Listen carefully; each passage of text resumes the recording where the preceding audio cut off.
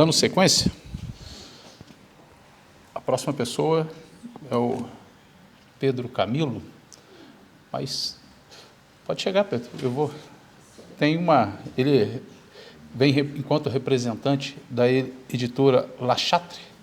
A minha pronúncia pode estar errada, você corrige. Mas tem uns senões. Eu vou fazer um spoiler da abordagem.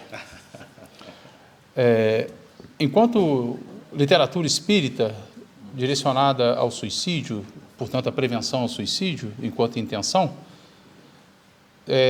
a dona Ivone Pereira, ela se destaca, sobretudo, pela história própria, porém, pelo livro Memórias de um Suicida. E o Pedro vem fazer um apanhado nesse aspecto. Ele vem trazer um pouco, mas é um pouco, bem pouquinho, porque são 25 minutos de uma história tão vasta e tão longa que é da dona Ivone. Então, sem entrar em casos e transferindo a palavra. Muito boa tarde a todas as pessoas. Que Jesus permaneça conosco hoje e sempre. Satisfação poder estar aqui pela primeira vez, não em Braga. Em Braga já estive como turista, mas no Movimento Espírita de Braga, especialmente a convite da Associação Espírita Caminheiros do Bem. Acertei o nome? Acertei? Amor. Caminheiros do Amor. Mas sem bem no amor, sem amor não há bem, então não está tudo bem. Então está tudo amável. E trazendo abraços baianos desde Coimbra, que é onde encontro-me já há 4 anos. Ontem completaram-se 4 anos que eu estou a residir em Portugal. Então estamos a festejar hoje. Falar de Ivone, e aí vou começar agora a contagem do meu tempo, tá? Eu podia pedir o mesmo tempo da Ana, mas não vou fazer isso contigo, não. Falar da Ivone Pereira, para mim, é sempre uma satisfação, é sempre uma alegria. Eu pesquiso a sua vida e sua obra desde 1999. Eu era apenas um miúdo ousado, 17 anos, completaria 18 no meio do ano. E desde lá até então já se vão 24 anos de pesquisas, de estudos, de buscas, de aprendizados e sempre de novas descobertas. Este ano completaram-se 20 anos do lançamento do primeiro livro sobre a Ivone, que é este aqui, Ivone Pereira, Uma Heroína Silenciosa. Vieram outros, alguns estão lá fora, inclusive, disponíveis, e juntamente com este. E a Ivone Pereira, que foi uma das médiuns mais notáveis que o movimento espírita conheceu, não apenas o brasileiro, embora brasileira, mas, por que não dizer, o movimento espírita de um modo geral, porque as suas obras, a sua vida, a sua obra, o seu trabalho é uma referência para nós no que toca ao estudo do Espiritismo e, em especial, no estudo de 2 aspectos do Espiritismo, que é mediunidade e a temática suicídio. No campo da mediunidade, a Ivone foi uma médium que vai ser classificada por Valdeir Bezerra, um autor que escreve uma obra chamada A Complexidade do Fenômeno Mediúnico, salvo engano, publicado pela FEB em 2014. Ele vai chamá-la de um complexo mediúnico, definindo-a como alguém em quem se reunia uma quantidade, uma variedade impressionante de possibilidades mediúnicas que conviveram entre si e que permitiram a ela um trabalho dinâmico, intenso e diferenciado no campo da mediunidade e no campo do espiritismo. Baste-se dizer que ela era médium de vidência, de audiência, de desdobramento, de receituário, de cura, médium olfativa. Ela sentia cheiros associados à presença dos espíritos, médium de efeitos físicos, médium de psicofonia, médium de oratória, como ela se classificava, e as 2 faculdades que a distinguiram no corpo do trabalho mediúnico, que eram o desdobramento e a psicografia. Desdobramento que lhe rendeu experiências riquíssimas registradas em obras como Nas Telas do Infinito, Recordações da Mediunidade, Devassando o Invisível, e a psicografia que lhe permitiu trazer os ditados do além, associada quase sempre ao desdobramento, porque na maioria das vezes, antes de ser acionada pelos espíritos para psicografar, ela desprendia-se do corpo, era levada pelos espíritos para as diversas regiões do mundo espiritual, A ela eram apresentados os roteiros, as histórias, aquilo que os espíritos desejavam escrever. E tendo, portanto, a sua mente impregnada de todo esse conteúdo, ela voltava para o corpo e era mais fácil aos espíritos acionarem a pena mediúnica e traduzirem para o papel aquilo que gostariam de informar, de comunicar, de fazer o registro. De todas as obras que ela nos deixou, a que a imortalizou no papel de médium foi, de fato, Memórias de um Suicida. Curiosamente, uma obra que muita gente conhece, pelo menos de ouvir falar, mas que muita gente também desconhece ser de autoria mediúnica da Ivone Pereira. No ano de 1926, na cidade mineira de Lavras, ela era fluminense, ela nasceu no Rio de Janeiro, mas transferiu-se para morar em Lavras, durante 6 anos esteve lá em Lavras. O Camilo Castelo Branco, o espírito autor desta obra, apresentou-se para ela dizendo que desejava escrever as suas memórias, os registros daquilo que ele descobriu, que ele vivenciou logo após o suicídio. Não tanto logo após, porque ele comete suicídio no mês de junho de 1890, e o livro começa com a descrição do seu despertar no mundo espiritual em janeiro do ano seguinte, 1891.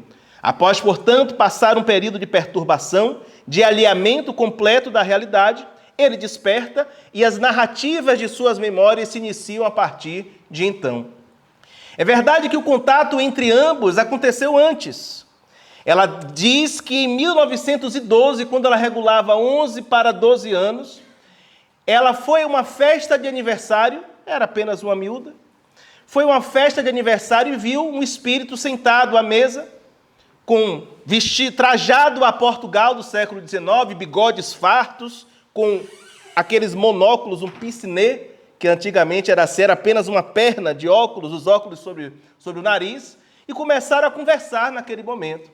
E como ela não diz se a conversa era mental ou se ela articulava a palavra, eu fico a imaginar que as outras crianças supunham que ela estava, não estava bem do juízo, da cabeça, que ela estava ali a falar com uma cadeira sentada a uma mesa. Mas podia ser os amiguinhos invisíveis, enfim. Na criança tudo se justifica. É muito mais fácil. Que o digam as educadoras profissionais, como a nossa amiga Ana aqui presente. E, a partir de então, uma aproximação se deu entre médium e espírito, que culminou com o início do registro das memórias no ano de 1926. E digo início exatamente porque a escrita do livro durou 16 anos. 16 anos. No último capítulo do livro, Camilo diz que já estava no mundo espiritual há 52 anos. Fazendo as contas, 1890 mais 52, vamos para 1942. Durante 16 anos, portanto, nesta obra, o Camilo registra as memórias de tudo aquilo que ele viu, sentiu, experienciou no mundo espiritual. E o que é mais chocante para nós hoje, nem tanto, mas pensemos na época. Porque hoje nós já falamos disso, do tema, da temática suicídio, já falamos da realidade espiritual, já temos conhecimentos prévios que nos deixam um pouco mais sossegados e confortáveis em relação à discussão. Mas a época do ditado, 1926, não havia praticamente nada. Havia literatura espiritualista a tratar da realidade espiritual, como referências a Swedenborg, Emanuel Swedenborg, como o livro Região e Litígio entre Este e Outro Mundo, do reverendo J. Owen, lá nos Estados Unidos, algumas informações que havia já na Inglaterra e que vinham de outros lugares, mas registros objetivos de uma realidade espiritual, não tão espiritual ou vaga, mas concreta, uma realidade real, para ser bem pleonástico, não existia. Quando Memória de um Suicida surge, nosso lar, os mensageiros e, se não me falha a memória, também os missionários da luz, 3 livros de Chico Xavier, os 3 primeiros da coleção, chamada A Vida no Mundo Espiritual, já haviam sido publicados, pelo menos esses 3. Então, nós, os espíritas, já conhecíamos algo dessa realidade. Havia também um livro publicado pela Federação Espírita Brasileira chamado Martírio dos Suicidas, que reunia relatos, mensagens de suicidas, que também davam conta de algo. Fernando de Lacerda, nos seus 4 volumes no País da Luz, trazia mensagens de alguns suicidas ilustres, dentre eles o próprio Camilo Castelo Branco. Então, quando Memória de um Suicida surge, havia essa literatura que não era de tanto acesso e, embora nosso lar, o André Luiz, já tivesse trazido notícias da realidade espiritual, saber de certas nuances da vida do além, da forma como Camilo e Ivone trouxeram, foi algo bastante impactante para a época e bastante significativo. Porque o suicídio, a temática suicídio, até pouco tempo, era um tabu. Aliás, durante muitos e muitos anos, os suicidas sempre foram anatematizados. Os suicidas sempre foram considerados efetivamente réprobos. E não é à toa que na obra, para quem já teve a oportunidade de ler, eles são assim tratados, aliás, pelos próprios. O Camilo Castelo Branco, o tempo todo, retrata a si mesmo e aos suicidas como réprobos, como criminosos, como trânsfugas da lei, mas isso não tem a ver com a lei de Deus. Isso tem a ver com a consciência culpada. Isso tem a ver com a educação. Isso tem a ver com o contexto social que sempre nos ensinou que essas pessoas que, infelizmente, em função dos múltiplos fatores, pensam encontrar na porta falsa do suicídio um caminho, sempre foram tratadas dessa forma. Então, infelizmente, para essas pessoas, como o próprio Camilo Castelo Branco e a Ivone Pereira, também ela uma ex-suicida, ela diz de forma muito clara que o suicídio atravessa a sua história nesta encarnação, que nós a conhecemos como Ivone, graças a pelo menos 2 suicídios que ela cometera em vidas passadas. Um, relatado no livro Drama da Bretanha, um romance belíssimo que vale a pena conhecer. Aliás, há uma trilogia de obras que contam detalhes de vidas passadas da Ivone Pereira. Nas Voragens do Pecado, que começa com uma descrição impressionante sobre a noite de São Bartolomeu, 24 de agosto de 1572, O Cavaleiro de Lumière e o Drama da Bretanha. Neste Drama da Bretanha, ela narra a história de um suicídio que ela comete, jovem, moçoila casadoira, que estava prometida a um primo, mas que se envolve com experiências amorosas com outro sujeito, com uma outra pessoa, engravida dentro desse contexto e, ao receber toda a pressão do olhar de reprovação da família, escolhe a porta do suicídio e mata a si própria, levando consigo a criança no ventre. O outro suicídio que teria acontecido numa vida anterior a esta da Ivone, teria acontecido em Portugal. Ela nasceu na Espanha, transferiu-se para Portugal, casou-se com um médico que trabalhava à época na descoberta da cura da tuberculose, mas, interessada em outras aventuras, comete adultério, é descoberta, o seu marido adoece e a sua filha adoece, ambos acabam morrendo, tuberculosos, e ela, por não suportar o peso da culpa, internalizando a ideia de que aquelas mortes se deram em função da escolha dela por uma aventura amorosa extraconjugal, comete suicídio sob as águas do Rio Tejo, em Lisboa. A história dela, portanto, toda atravessada pela temática suicídio. Ela nasce nesta vida com essas lembranças, inclusive de ter passado pela região que o Camilo descreve, o Vale dos Suicidas, que ele também vai chamar de Vale Sinistro. E aí temos 2 consciências culpadas, a dela, médium, que trazia os registros, e a do espírito, Camilo, que também se punia por ter escolhido o suicídio. Daí vamos encontrar na obra uma descrição, sobretudo no início, bem densa, bem pesada, e essas adjetivações, que para nós que olhamos daqui, a quase 100 anos de distância, pensamos, pode ser, isso é descaridoso. É uma falta de cuidado, uma falta de zelo. Não se deveria referir aos suicidas dessa forma. Mas é fácil julgar estando distantes da época. contextualizados, pensando inclusive a mentalidade da época sobre educação. Até pouco tempo se acreditava que a melhor forma de educar era pelo temor e não pelo amor. Tenho certeza que muitos aqui tiveram como companheira da educação, não sei se aqui chama exatamente assim, mas a palmatória. Aqui também? Pois muitos aqui certamente tiveram como companheira de aprendizado, entre aspas, a palmatória. Ao tempo de pedir a tabuada, hein? 5 vezes 5. Se dissesse 20, levava 5 na mão, que é a diferença, né? De 20 para 25, levava 5 na mão. Quantos de nós, os nossos pais nos educaram pelo temor? Eu me lembro que quando eu era miúdo, todas as peraltices que cometia, o medo era do velho do saco. O velho do saco vai te levar. E eu não podia ver nenhum senhorzinho a chegar com um saco que eu pensava, pronto. Chegou a minha vez. Chegou a minha vez. Eu vou tomar 5 minutos, viu? Estou lhe avisando previamente. Vou tentar menos, mas já estou avisando. Então, a educação era pelo temor. E o Camilo e a Ivone acreditavam, era uma crença sincera, que a melhor forma de dissuadir as pessoas da prática do suicídio era contando o que viveram, mas com todas as tintas, para que as pessoas se atemorizassem ante a perspectiva do que iriam encontrar.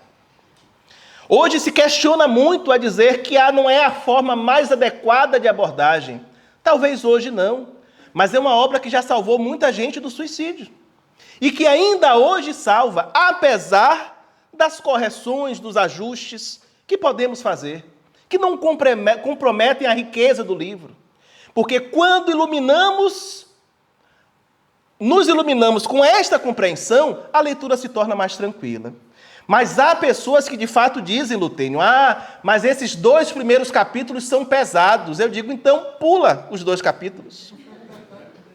Mas continua a ler o livro, porque a proposta do livro é exatamente servir de antídoto ao suicídio. E ao longo desses 24 anos de divulgação da vida e da obra da Ivone Pereira, andando para lá e para cá, em todos os cantos, eu já conheci muitas pessoas que ao final das palestras me procuram para dizer: pensei em me matar um dia, mas depois que li o Memória de um Suicida, desisti e desde então nunca mais pensei em cometer suicídio. A época em que o livro foi lançado, ele sensibilizou jovens brasileiros que conheceram a experiência dos The Samaritans da Inglaterra e que resolveram, graças ao apelo do livro e a outras circunstâncias, fundar no Brasil o Centro de Valorização da Vida. Isso está registrado numa entrevista da Ivone Pereira, no livro Pelos Caminhos da Mediunidade Serena, que eu organizei e publiquei. Ela diz que o Lorenzetti, o Conchon e o Focácio, esses nomes inclusive não aparecem na história do CVV, porque é uma política deles. Eles não divulgam a história dos criadores, mas eu, como pesquisador, fui lá, fucei e descobri, e faço uma notinha ao livro. Eles iam frequentemente visitá-la no Rio de Janeiro e frequentavam o Chico Xavier em Pedro Leopoldo. E graças às conversas com um e outro, e às inspirações que as 2 obras dos 2 grandes médios, e em especial da Ivone, o Memória de um Suicida, resolveram em 1962 criar o CVV, que é uma rede hoje que está em todo o Brasil, aquele país imenso de dimensões continentais, 170 milhões de pessoas hoje com acesso à linha gratuita do CVV. Falar, portanto, do Memória de Suicida é pensar, para além desse detalhe e para além de qualquer outra questão menor, na força dissuasória que o livro possui, na capacidade que ele tem de mostrar ao leitor, para além dessas questões, que existe vida no mundo espiritual e vida em abundância. E mais do que isso, que mesmo para aquelas pessoas que infelizmente escorregaram pelo equívoco do suicídio, existe esperança, existe alento, existe a promessa de dias melhores, porque existe a misericórdia divina que não descuida de nós, que não esquece de quem quer que seja. O livro dá conta da existência aqui na ambiência espiritual da Península Ibérica, mais voltado para Portugal, da instituição chamada Colônia Correcional Maria de Nazaré, a qual se vincula o Hospital Maria de Nazaré, que levaria esse nome por ser Maria a responsável pelo acolhimento de suicidas e pela prevenção do suicídio, designada pelo próprio Jesus. E que, ligados a esse hospital, existe a legião dos servos de Maria, espíritos que dedicam a sua estadia no além a atender a esses casos, a acolher espíritos suicidas e a prevenir o suicídio. Portanto, pensar nesta obra, Memórias de um Suicida, e pensar no trabalho da Ivone é pensar prevenção, porque o grande objetivo da obra é exatamente esse, nos convidar a refletir sobre como o conhecimento da realidade espiritual pode ser um antídoto eficaz na prevenção do suicídio. Um confrade baiano, certa vez falava numa palestra, e ele é trabalhador da Mansão do Caminho, do Centro Espírita Caminho da Redenção, fundado por Divaldo Franco, lá na Bahia. Ele, uma vez, sabendo que um conhecido seu estava com ideias suicidas, perguntou a Divaldo o que fazer para ajudá-lo a tirar da cabeça as ideias.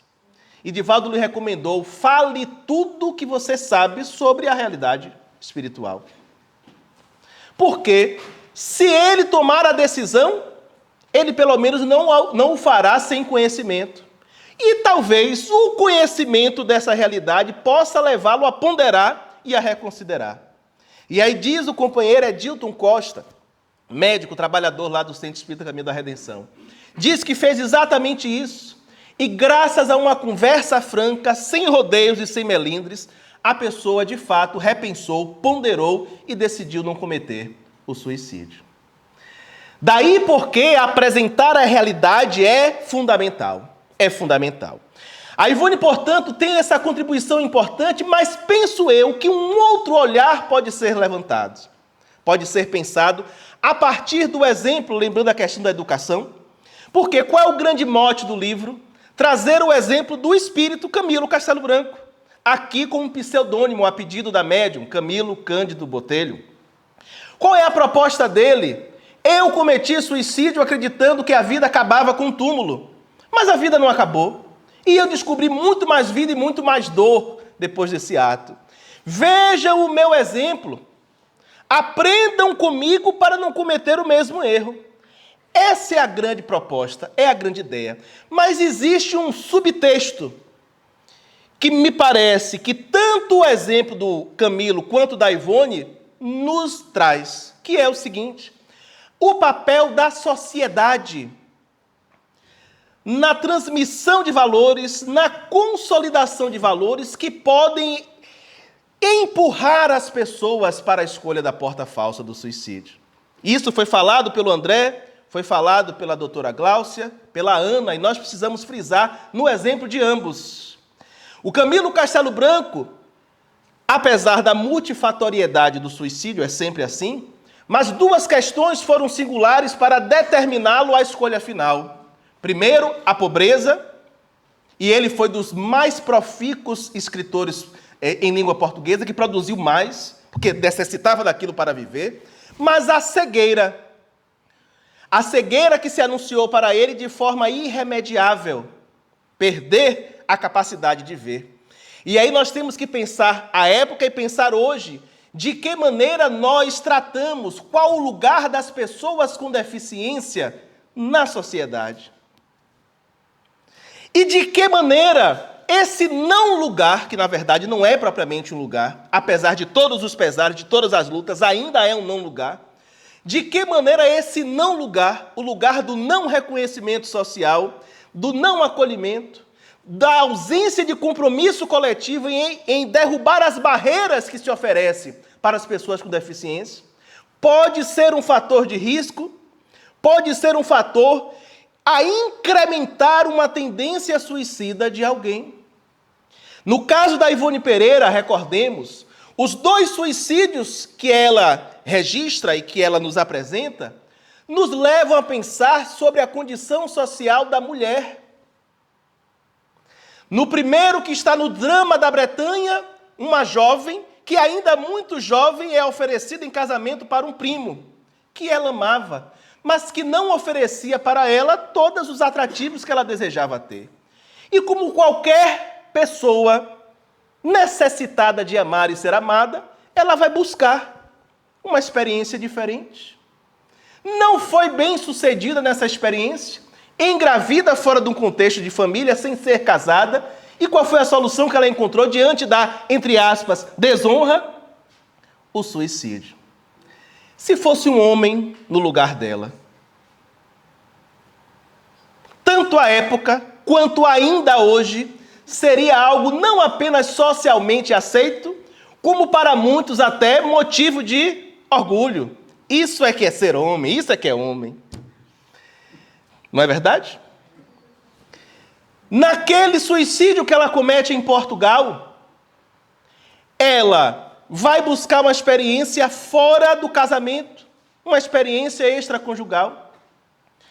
Depois de tudo descoberto, do drama todo descoberto, a pressão social leva ela, inclusive, a acreditar que foi um castigo de Deus que tanto o seu marido quanto a sua filha morressem tuberculosos por conta da falta moral cometida por ela. E este caldo, claro, voltando a dizer, não é o determinante, mas é um fator singular que precisamos pensar. Empurra ela a tomar uma decisão extrema, que era a decisão do suicídio. Mas se fosse um homem no lugar dela, nada de novo, nada de estranho. Daí a importância de nós também entendermos que, para além do individual e da questão espiritual... Ei, pronto, já sei que terminou meu tempo. Ó, tá vendo? Mas eu pedi mais 5, e eu vou tentar em 3. Eu pedi, e você deu. Daí a importância de pensar como coletivamente nós temos que trabalhar essas questões também, pensando que elas também são formas de prevenção do suicídio. Gabriel Pensador, que é um músico brasileiro, um compositor, ele diz que o mundo muda na mudança da mente.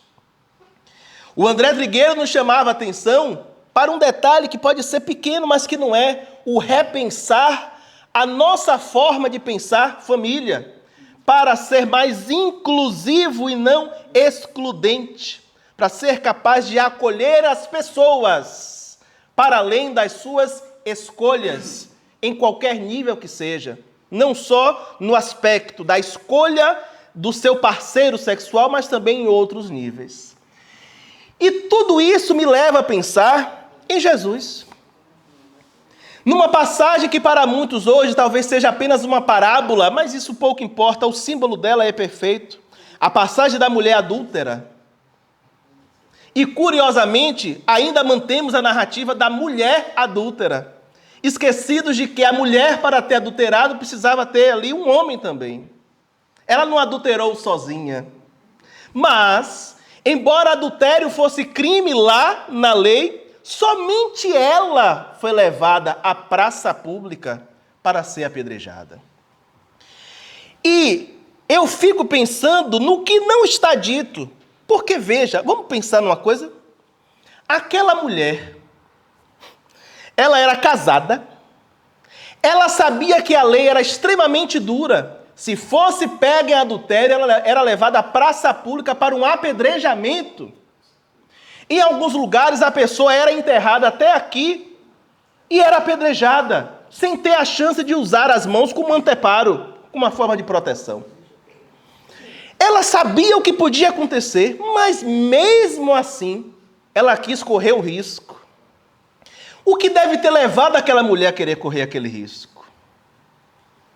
Porque pensamos o ato em si, mas esquecemos das motivações. Será que aquela mulher era verdadeiramente amada pelo seu marido? Não havia nela uma sede de amor tão grande, mas tão grande, que ela preferiu correr o risco de morrer de verdade a morrer simbolicamente num casamento sem amor. E quando é levada à presença de Jesus, Jesus que afirmava que conhecia todas as ovelhas que o Pai lhe confiara, Jesus dá aquela passada de olho em todo mundo e também nela. Porque ele conhecia todos os acusadores, mas também conhecia ela. E curiosamente, Jesus inibe os homens que desejavam apedrejá-la com a sua força moral. Não foi só a fala, foi a força moral. Mas com ela diante de si, ele não profere qualquer palavra de recriminação. Ele apenas pergunta onde estavam os acusadores, e ela diz: foram-se todos. Mas não era suficiente apenas irem os que estavam fisicamente, mas também os acusadores que estavam nela, da própria consciência. A culpa. Foram-se todos, inclusive a culpa. E então Jesus diz: vá, o que é o vá? É volte a viver. Retorne para a experiência da vida. E não tornes a errar. Não tornes a cometer o mesmo erro. Todos nós, inclusive aqueles que escolheram a experiência do suicídio, são olhados por Jesus e pelas leis divinas como aquela mulher. Não como um criminoso, mas como alguém que está na experiência de existir e de construir o barco enquanto navega. E a todas essas pessoas, a todos nós, sempre será dada uma nova chance, que somente será bem-sucedida de verdade quando todos os acusadores se forem, inclusive a culpa. A Ivone Pereira afirmava que durante toda a sua existência ela lidou com uma tristeza profunda, que somente se diluiu pouco a pouco após a publicação do Memórias do Suicida. O que era essa tristeza, para além de um quadro depressivo?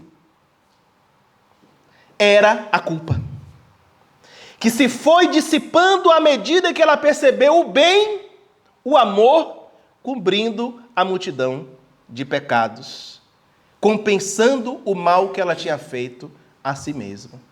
Então, que para além de qualquer coisa, nós possamos enxergar na vida e na obra da Ivone esta forma de, pelo exemplo, ajudar à prevenção, mas que possamos também entender que a culpa precisa ser afastada, ressignificada de nossas vidas.